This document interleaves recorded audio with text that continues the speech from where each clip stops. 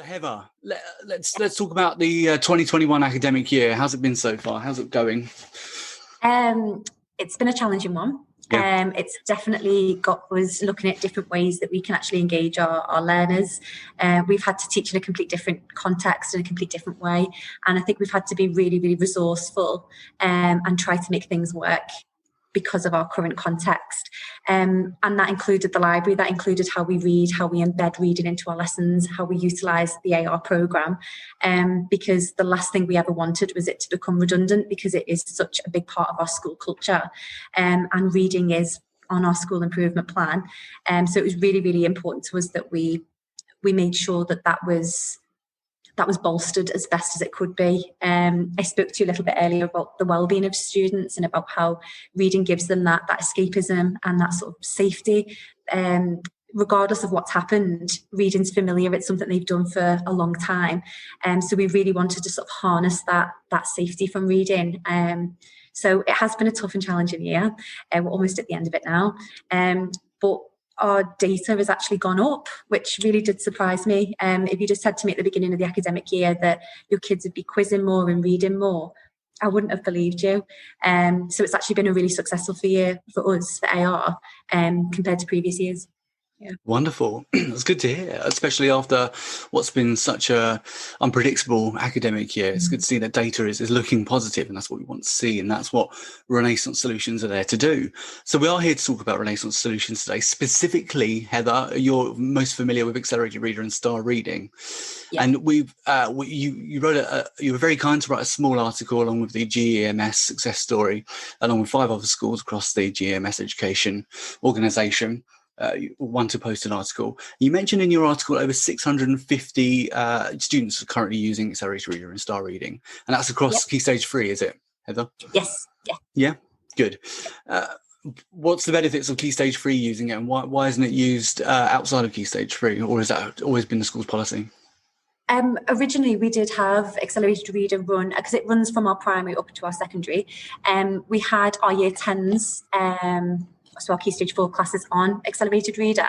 We just found that they did start to dip after Year 9. They weren't quizzing as often. When you'd go into English lessons and ask the kids what they were reading, it was, I'm revising for physics, or I'm writing coursework for design technology. They didn't really seem to have the time to read. That wasn't all of the children. Obviously, some of them still did buy into the programme, but we found that those licences would just be better used lower down the school. So we actually gave our licences, if you like, to our Year 3 cohort, just to get them on the system and used to the Star Reader and the regular quizzing lower down the school. We did have some students that were quite upset by that, because they really did love the fact that when they become word millionaires, or when they saw that success rate of reading, and that was just down to having these conversations with students and saying that reading's a life skill. It shouldn't be extrinsic. You shouldn't need a certificate to say you're reading. You should be doing that intrinsically anyway. But again, it was part of the culture shift for us that we had to just keep reminding students that their job as an independent learner was still to read for pleasure. They should still be reading a broad text type. It doesn't have to be revision books. It can be audiobooks. It can be fiction, human anthropology. And from that, just sort of encouraging them to use the library as a resource, so rather than the library as just a reading space, just encouraging them to go up there and actually using it to reference things. So stop using Google, actually go up and look in the encyclopedias, start referencing books. So that just led our English lessons in a slightly different way, but has been really beneficial. But for Key Stage 3, it works really, really well, especially because our students have been so heavily locked into their devices because of our current context.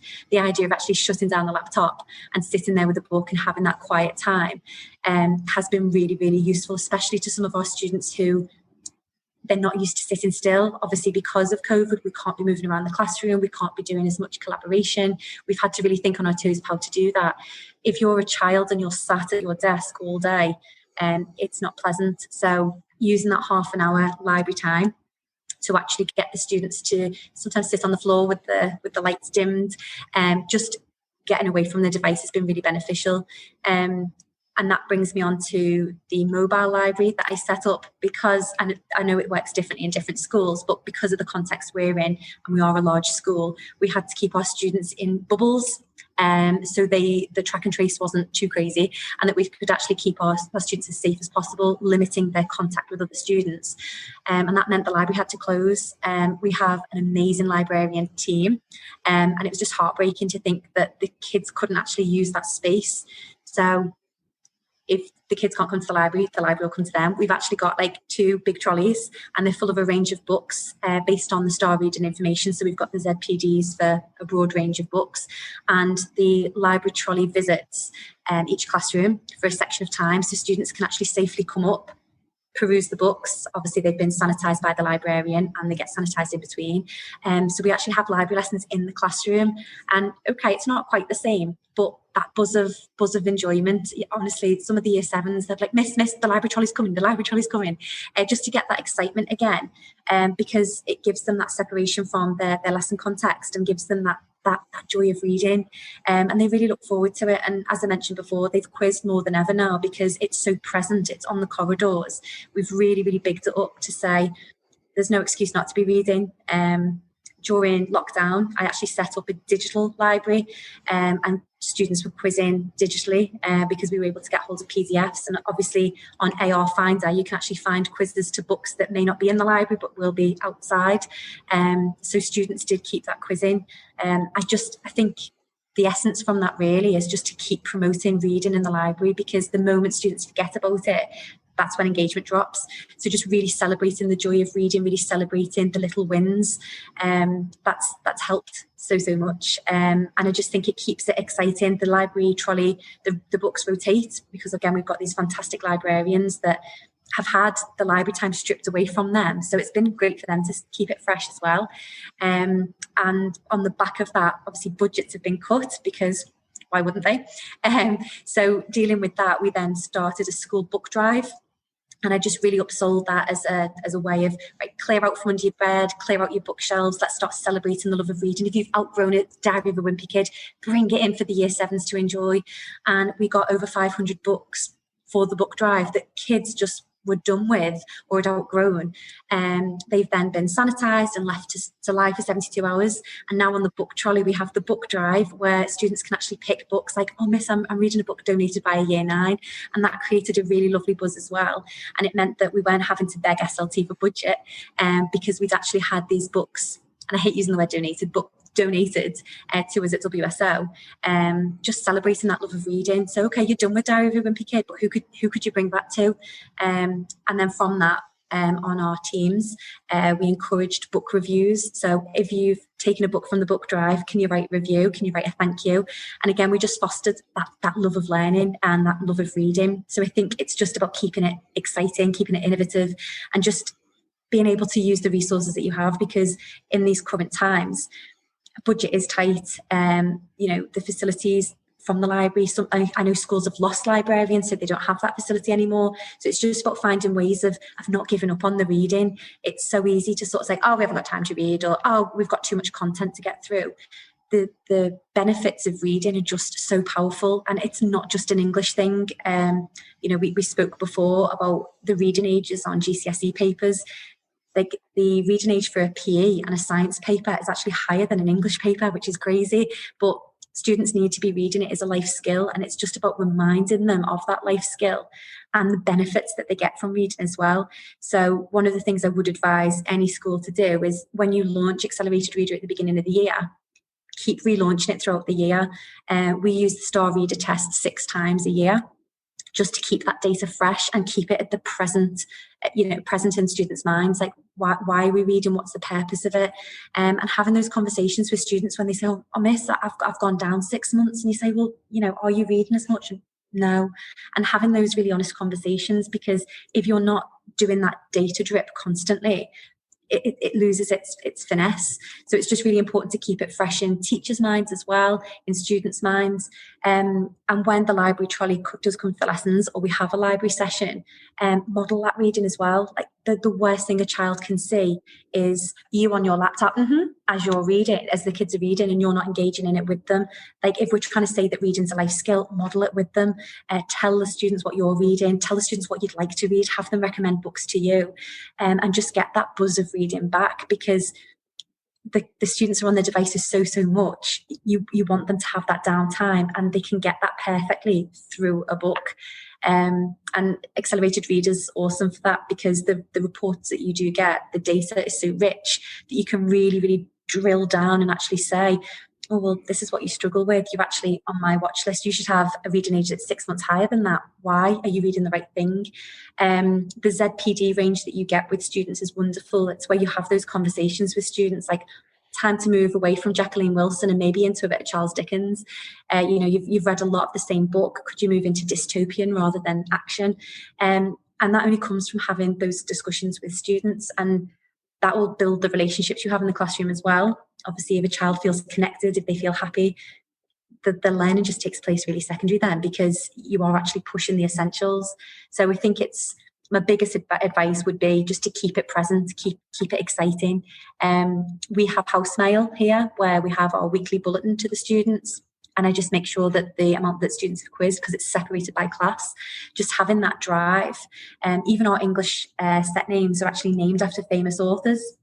After the Black Lives Matter movement, we realised that we don't push enough alternative authors. So we decided, okay, how can we mix it up? Right, we're going to do an assembly on empowered authors and what they've written and what they've influenced in history. Making sure we actually had male authors.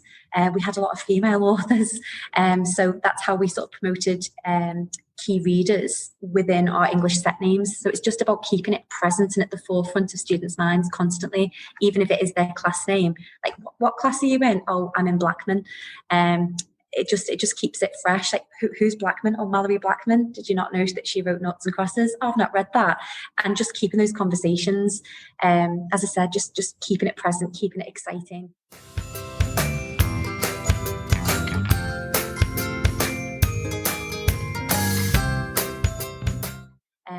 English teachers, it comes very intrinsically to us anyway, because we love to read. So a big push that we had in my school was just about, okay, go and ask your science teachers what they're reading, because they seem absolutely blown away that a PE teacher reads or a geography teacher reads. So it's just about sort of celebrating it as a school and not making it just an ownership on the English department, just really celebrating the fact that reading is a life skill. I did speak to James just before the session about how we had to engage some of our parents as well. And a great way of doing that is by showing them that hard data. Some parents are absolutely mortified when their 13-year-old has a reading age of 9. And you say to them, well, are you reading at home with them? Do you encourage them to read at home? And it's just about having those really transparent conversations that, we can do our bit in school, but they have to be reading for 30 minutes every day. And that comes from home. I'll often make a joke of it and say, well, either you read for 30 minutes or you help mum with the dishes. And very quickly, they'd rather read. So it's just about having those really open conversations with parents as well, and giving them the sort of the boost that they need, because our students are so used to being on their devices, and I don't think parents always realise just how damaging that can be for them. The blue light that they're subjected to, especially if it's late at night, it suppresses their melatonin from forming, so they actually have trouble sleeping. If they get off the device and they read, melatonin can be produced, so they get better quality sleep. So it's just about having those really frank conversations with parents and getting them on board, because once parents are bought into it as well, and they see that they have tangible data from reading, and that comes from the Star Reader test, you start seeing a lot more buy-in across the students as well, because parents are also checking in, like, when's your next Star Reader test? When do you find out if your reading age has gone up? And obviously, as I said before, we want children to read intrinsically. Of course we do. We don't want them to read just because a programme does. And it tells us to. But the Accelerated Reader programme does set up those basics and just set up that routine for students. It gets that healthy competition going. And whether or not you fall into that of I don't really believe in class competition, it's still nice for students to actually see where they fall, by telling them, like, your reading age is 9 and you are 13, like, you should be reading more. It's mortifying, of course it is, but it's also real. They need to know that, because when they get to GCSE, if they haven't boosted that reading age, they won't be able to comprehend some of their important papers, which is just heartbreaking. So it's just about keeping it real with students, telling the real facts. We don't just read because English teachers love it. It is a life skill, and it's something that will benefit them throughout their whole life. And it's something that, as I said, we should be modelling as teachers as well. I'm not saying that you need to go around with a copy of Pride and Prejudice reading on the corridor, but by having those conversations and stopping students on break duty and saying, are you reading at the moment? What are you reading? What was the last book you read? What did you get in your quiz? Just keeping it really, really open and, again, present at the beginning of everyone's mind, because that's the only way you get that whole cohesiveness if everyone buys into it together. So if you are an English teacher that's struggling to engage your whole staff, sometimes by just giving them that hard-hitting data, really does get them on board as well. And obviously, we want our students to be as best prepared for these GCSE exams and beyond, and that comes from reading. So it is just keeping it fresh, keeping it there in their mind, really.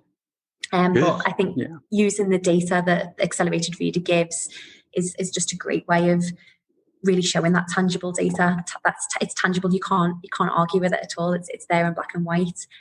One of the reports that I did use, I wouldn't use it this year because I've got more sensitive students, but one that I did use a lot last year was the ranking. You can actually rank all of the students. You can do it by class, you can do it by year group, but you can also do it by school. So I upset quite a few of my year 9s last year by showing that some of the year 6s had higher reading ages than them, and that got that healthy competition. I was like, I can't believe that your sister's friends are getting a higher reading age. That must make you feel bad.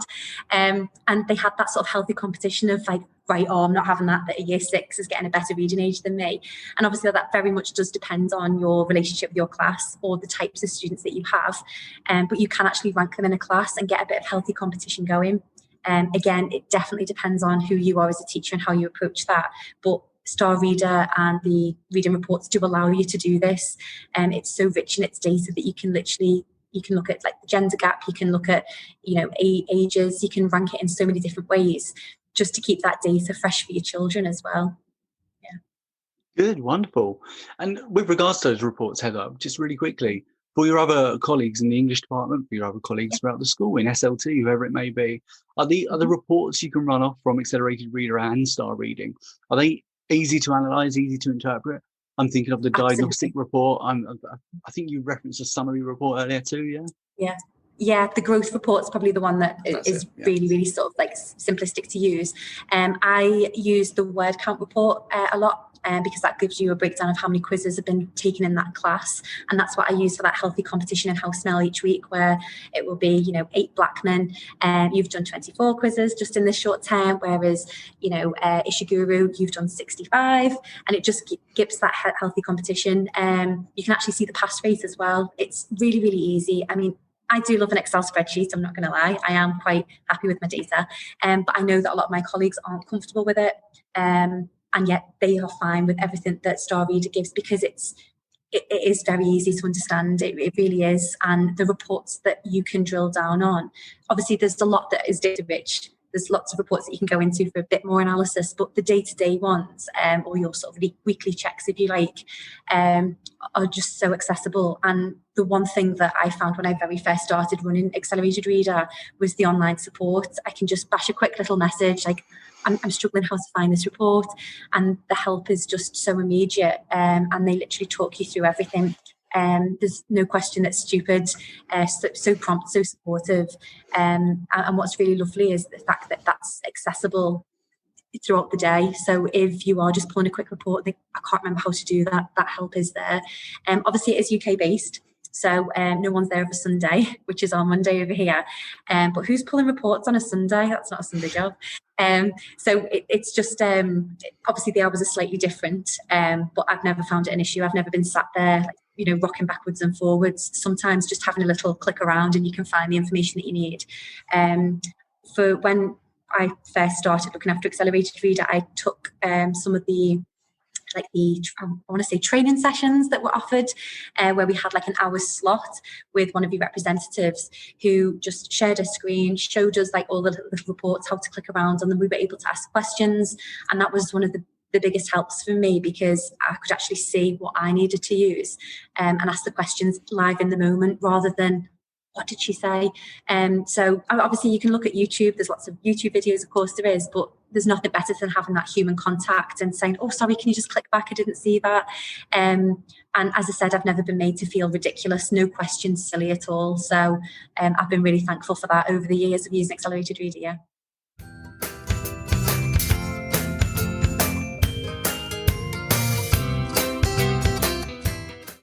Good. That's good to hear. And Heather, I know you came into this webinar, and I appreciate you're going to be candid with us when we talk about. Obviously, you mentioned earlier there's tighter budgets this year more than ever, as there always are. But of course, post-pandemic, it's budgets are looking pretty unpredictable. What about value for money? What have you seen? What have you heard from colleagues, from staff, from other schools, but specifically with your own institution? Is accelerated reading and star reading, is it still going to be seen as value for money? Is there a return of investment there for what you're gaining from it? Obviously, I won't go into the nitty gritty, but you're right, budgets are tight, and I was asked by SLT, this is very expensive. Are there any alternatives that you've explored? And I was really honest and said, yeah, there is, but not anything as valuable as what Accelerated Reader is. Some of the programs, which I will not name, are just a little bit too childish, so they might work for our primary school students and certainly some of our year 7s, but engagement will certainly drop because it's not user friendly, it looks childish, and it makes it feel like they're above it. So no. And that's quite a difficult conversation to have with your senior leaders, who are obviously really pushing to cut back because there's redundancies, like there's loss of resources. But our data speaks for itself. Reading engagement's gone up by 37%. The students are quizzing more than ever. And during a pandemic where things are feeling uncertain and unsafe, reading's very much been their solace. And the fact that we've been able to track tangible data across the year, no other programme does it like Accelerated Reader.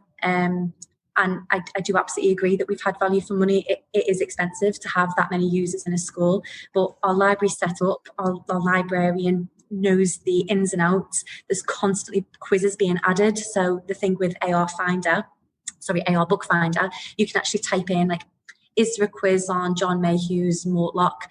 And it will search that catalogue of quizzes. Quizzes are constantly getting updated.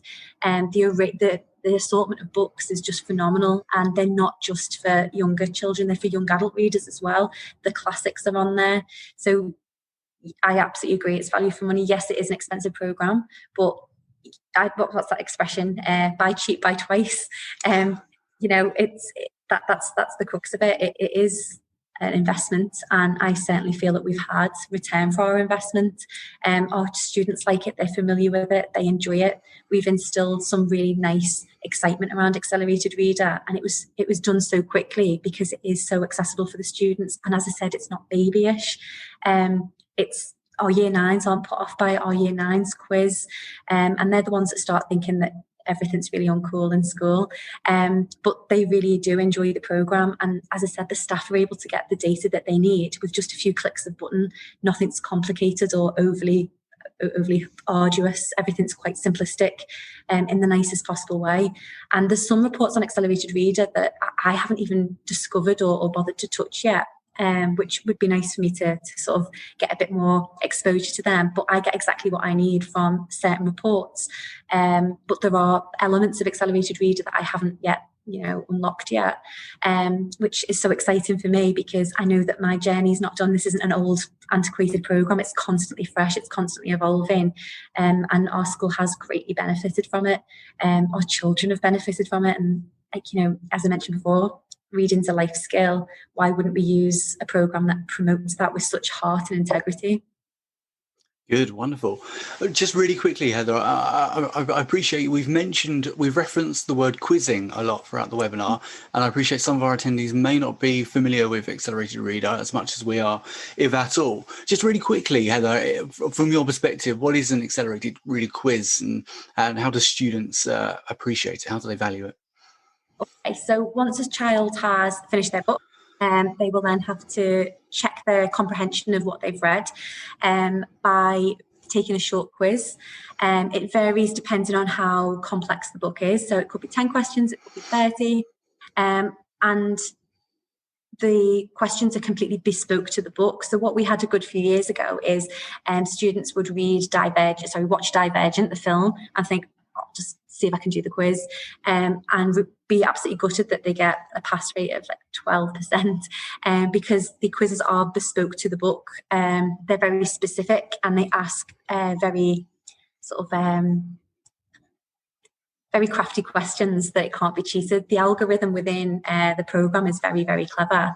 It stops that sort of easy click through or easy guessing that they can't. I mean, obviously there's an element of guess, of course there is. You can have like fake data, but the algorithm in which the questions are asked, there's no way you could sort of cheat the system. And we've had kids try. So we say that the students need a pass rate of 80%. They have to get 80% right for it to consider a pass. And if they don't get it right, that goes on record, and the students get really, really upset by that, where they're like, oh, miss, I've only got this many wrong, can I do it again? And obviously you can go in and reset it for students, but it's there as a bit of a lesson as well, that maybe you didn't understand that book because that book wasn't the right ZPD, it wasn't the right reading age for you. Perhaps you didn't finish the whole book. Perhaps you quizzed 3 weeks later and you've forgotten bits of the book.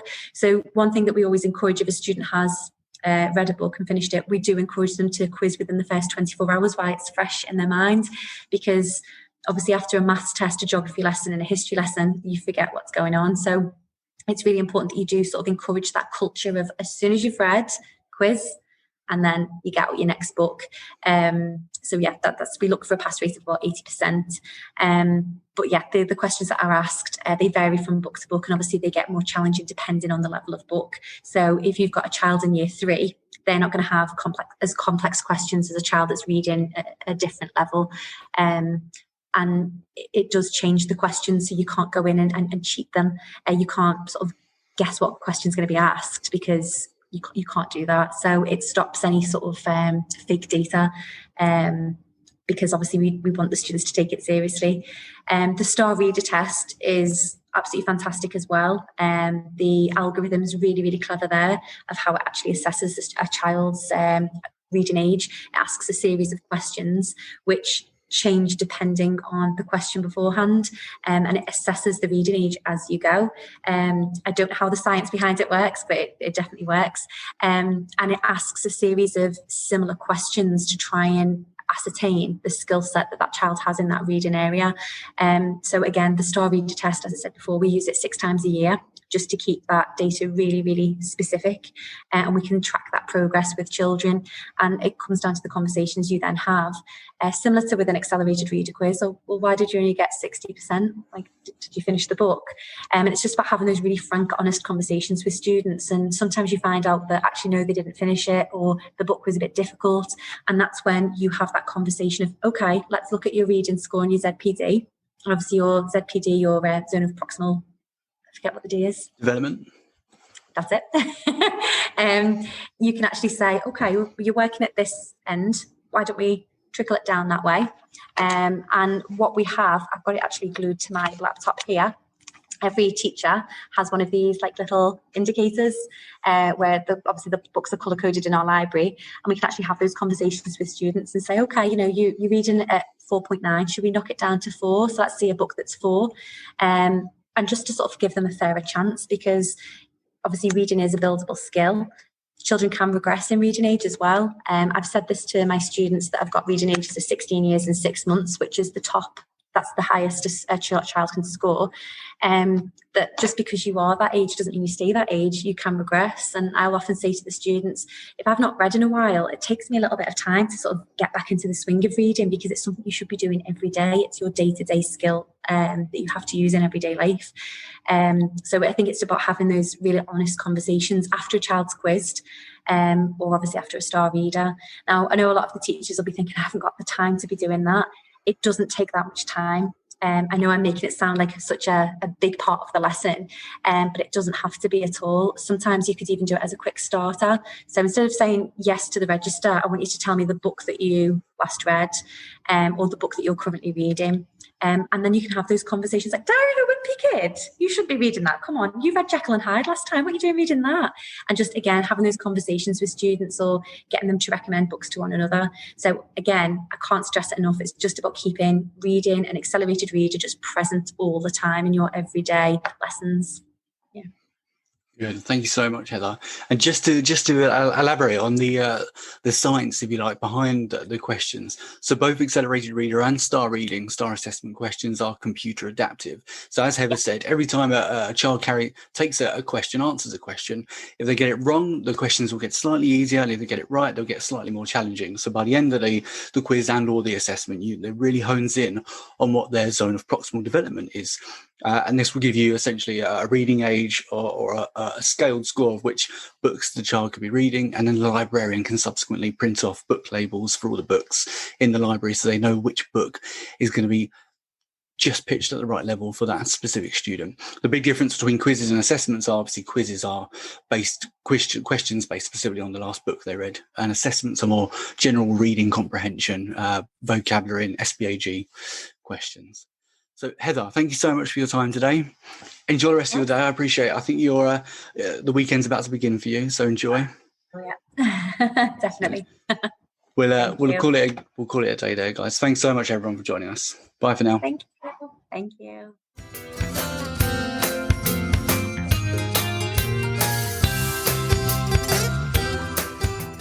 If you enjoyed this episode of the Renaissance Space podcast, please check out the Education Joining the Dots podcast from our colleagues at GL Assessment. Thank you.